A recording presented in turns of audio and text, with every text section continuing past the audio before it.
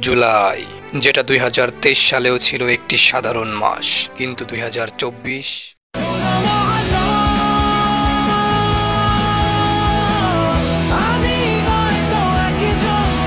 সামান্য একটা কোটা আন্দোলন, যা একটা সময় রূপ নেয় এক দফা সরকার পতনে। যেই আন্দোলনের মধ্য দিয়ে হাজারো মা তার ছেলেকে হারিয়েছে, হাজারো ভাই তার বোনকে হারিয়েছে, হাজারো বন্ধু তার বন্ধুকে হারিয়েছে, আর কিছু পঙ্গু হয়ে অনিশ্চিত ভবিষ্যৎ নিয়ে বাসাবাড়ির চার দেয়ালের ভেতর কাটিয়ে দিচ্ছে জীবন।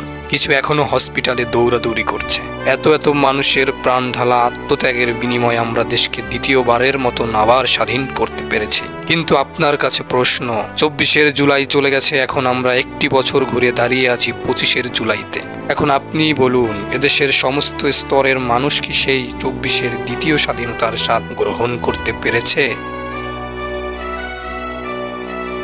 আপনাদের জন্য আমার এই ভিডিওর কমেন্ট বক্স খোলা আছে, অবশ্যই আপনার সুন্দর মতামত আমাদের কমেন্টে জানিয়ে দিবেন।